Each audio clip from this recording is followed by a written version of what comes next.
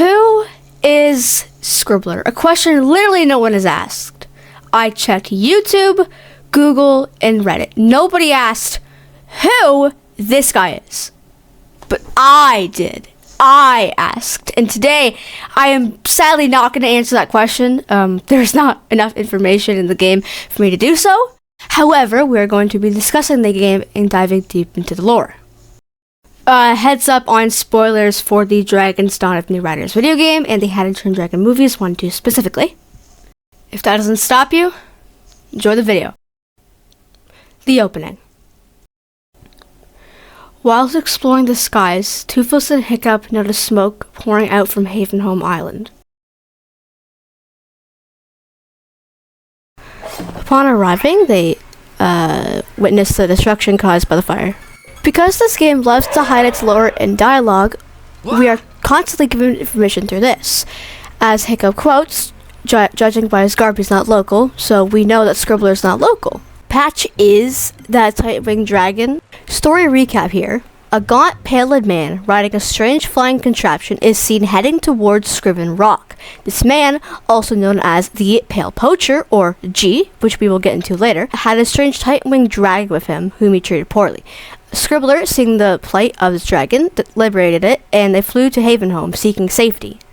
Of course, they probably crashed. That's my theory as to why Scribbler doesn't remember, and also as to why Patch is an egg at the start of the game, meaning that he sacrificed himself to save Scribbler from the fire, because as we know from the movies, dragon scales are fireproof.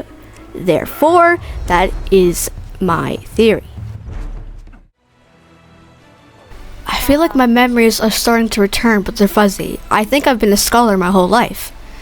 Then there's an image of a pale man arriving on an island in an odd ship, one that seemed better suited for the skies and seas.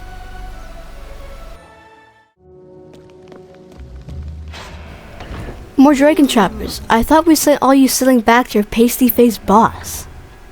Who are you two? And what are you talking about? Our boss isn't pasty-faced. We serve a different Master Boyle, and she don't take kindly the trespassers. Judging by this dialogue, we know that these trappers most likely work with Ear and not G, which I find interesting. Patch. Look, in that cage it's a terrible terror. Looks like it's carrying a terror mill. Though judging by that crumbly parchment, it's an old one. How long have you been trapped in here, little one? I cannot confirm how long it's been, but I can confirm it's been a while, since it's a crumbly parchment, so. To my little storm.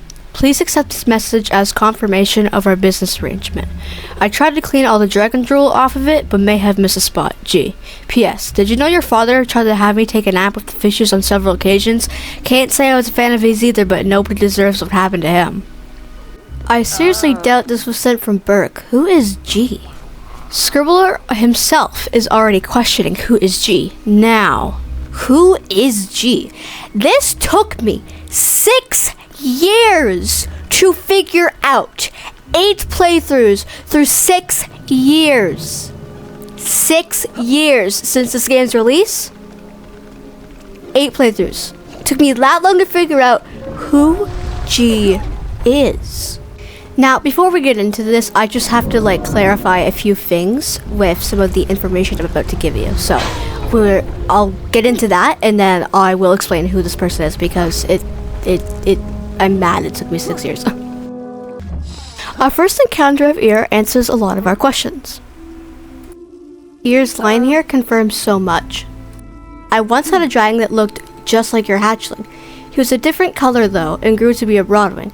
How is it possible that there is another? Surely G couldn't have. She didn't proceed to not finish her sentence, but we know she's seen a Chimeragon before. After freeing the Hot Burple from Ear's control and returning to Havenholme, we are given information from Fishlegs about the orbs that Ear uses to control dragons, because we don't know exactly what's in them, but then Fishlegs gives us some insight on that, and I'm very thankful for that.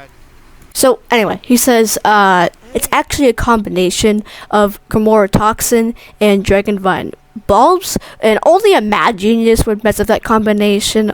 Of course, he's a little less informed on the trap-related questions, but a certain someone, son of someone, could answer those questions when they return from their patrol. So, do we know who this person is? Of course we do. It's Aaron, son of Aaron. I mean, come on. He answers our questions a bit later, of course, though, and he does answer a lot. He gives us insight, which does leave an opening for a sequel.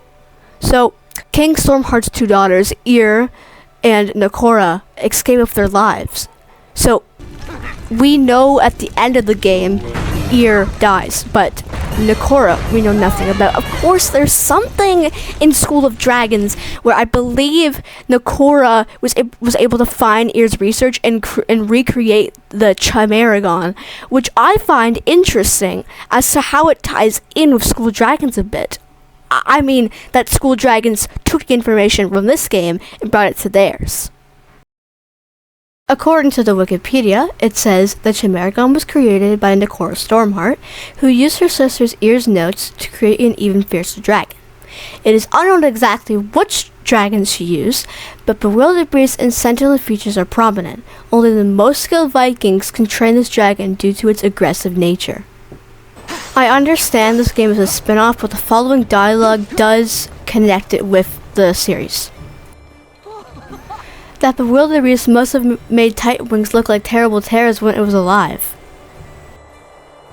What kind of barbarian would kill such a noble creature? So if you've seen the second movie, you would know that that is the bewildered beast that was killed in the fight with the other bewildered beast, the one that was under control by Draco Bloodfist. I find it interesting that it ties in though. So these ruins do actually appear to... These ruins look a lot like the one from Havenholm. So I'm thinking Borg just got around or something. I don't know. So, you know, they go in to investigate, and I find like a heck ton of information in here, so I'm gonna go ahead and explain all this crap to you guys, because it's so long. Here we go! After I proceeded to look around for about 30 minutes or so, I came across this terror mail. Really, Little Storm? You sent one of your test subjects to hunt after me?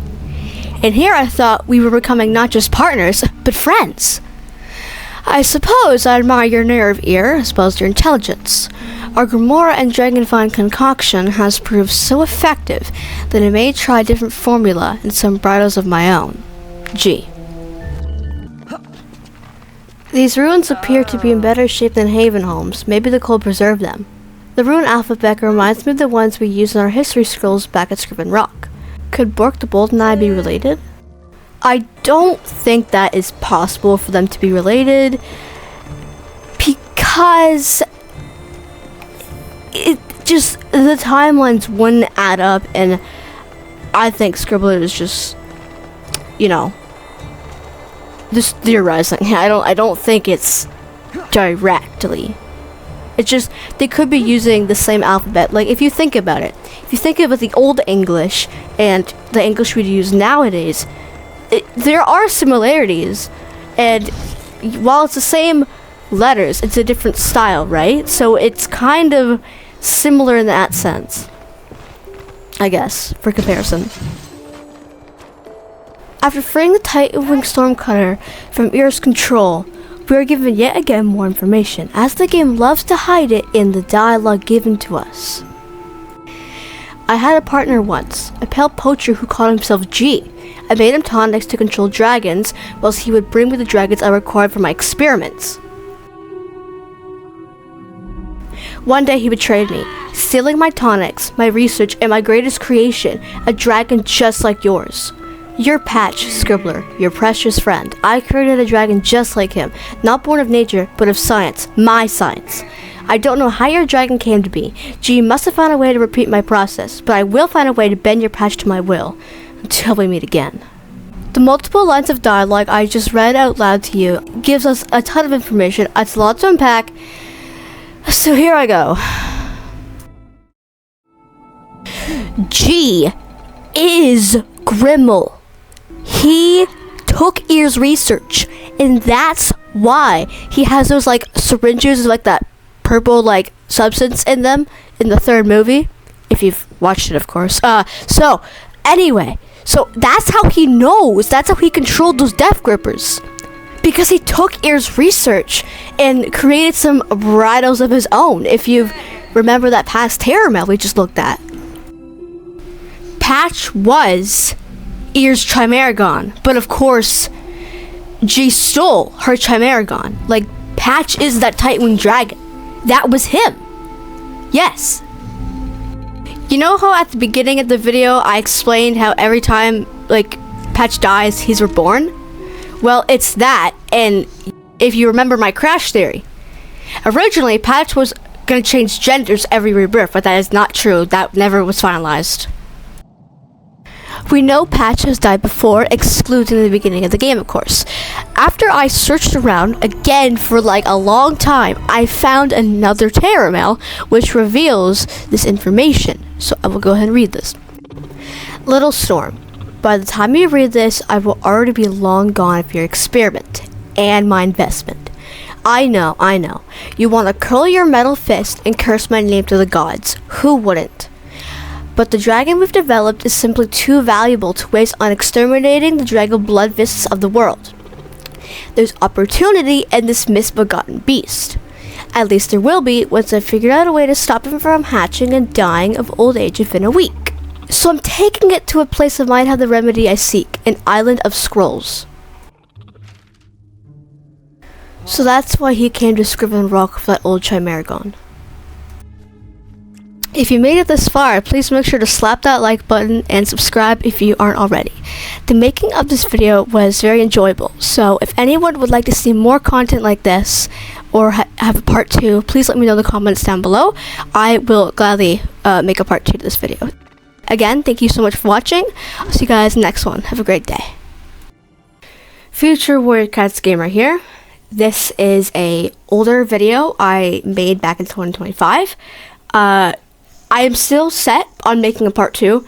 If I do end up doing that, I would reestablish the key points in this video, just so it's more clear, because I'm not really sure how to like fix this video.